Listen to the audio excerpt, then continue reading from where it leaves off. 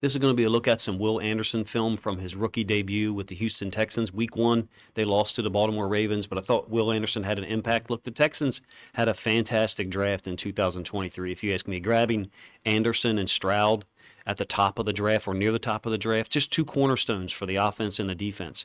I thought Anderson put on a show in his first NFL game, really. Thought he played at great angles. Thought he was committed to all of the Texans' defense. They were committed to their reads. It seemed like they were playing very fast. Anderson had 6 tackles, 1 sack, 2 quarterback hits, multiple pressures. The difference between the hits and the pressures is Lamar Jackson.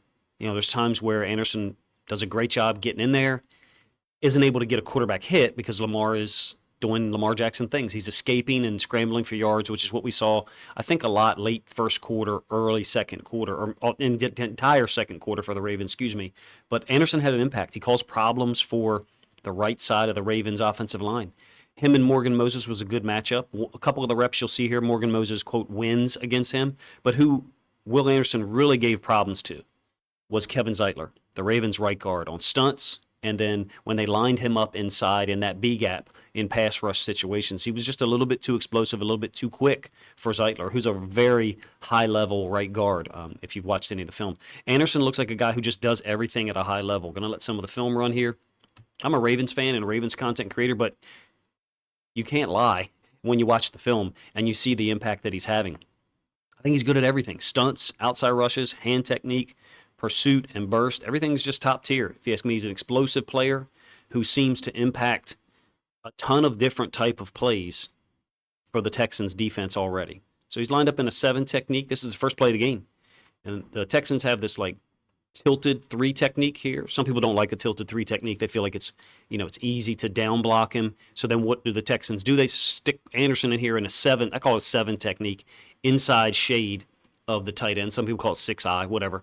And he's able to run down the line of scrimmage and disrupt this give to J.K. Dobbins. Also like what the Texans are doing with Derek Stingley and Jalen Petre. On this motion by Zay Flowers, it's trips to the Ravens' left. There's 3, or a bunch, I guess. There's 3 receivers over here to the left. Off screen, there is no receiver, and Derek Stingley's lined up outside of likely. So on this motion by Flowers,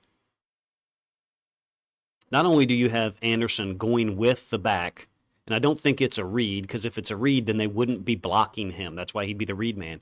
But in any case, Petre has disappeared. He's going with Flowers.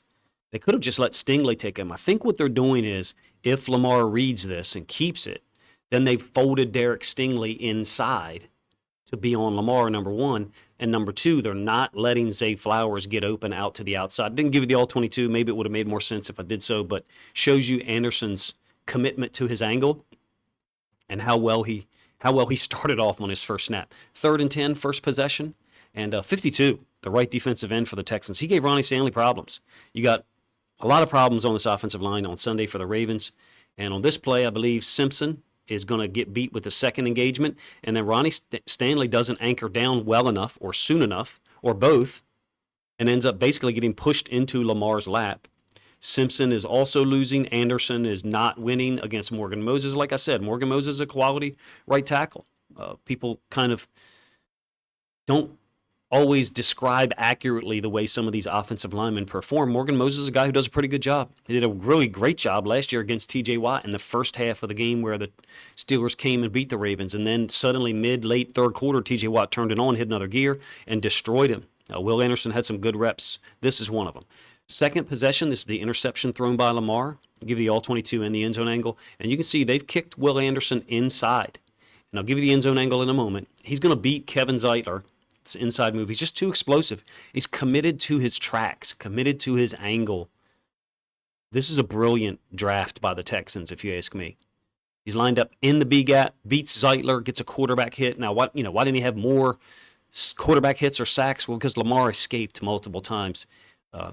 This Texans defense, I think, is better than people give it credit for. There's too many people, Ravens fans included, who have said, we should have done more against this Texans defense. This is not the same defense at all that you saw in 2022. You do have a lot of the same pieces returning, Derek Stingley, Christian Harris, Jalen Petre. But the addition of Will Anderson and Denzel Perryman has increased the speed by a factor of 3, if you ask me, and the athleticism. Third possession, this is a 1st and 10, and he's kicking down inside, and he's matched up against Ricard. He gets a quarterback pressure, not a quarterback hit. It's a difficult matchup for a fullback. Ricard generally does a nice job out there on the edge, but I love that the Texans, are committed to the 7 technique against a 3-man surface. Somewhat unusual for what you see across a lot of the NFL and college football. So I'll bring this back so you can see it. He's in a 9 outside shade. And then when they motion Ricard over, you can see it's the same look I showed you on the first play, whereby Likely was here and Anderson's in this 7 technique. And you have this kind of tilted 3. It's just an overfront is all it is. But he's in a 7 technique because they have the strong safety, Jalen Petre, rolled up to the boundary outside of the 3-man surface. I feel like the Texans' defense is extremely well prepared.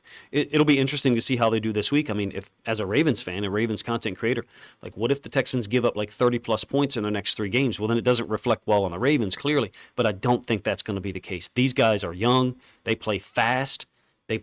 The word committed, I've used it so many times because you don't see indecision by these players, and Will Anderson is one of them. He sees something, reacts, commits, and goes. In this case, he's dealing with Lamar Jackson, so he doesn't get a quarterback sack or a hit. 1st and goal, 4th possession.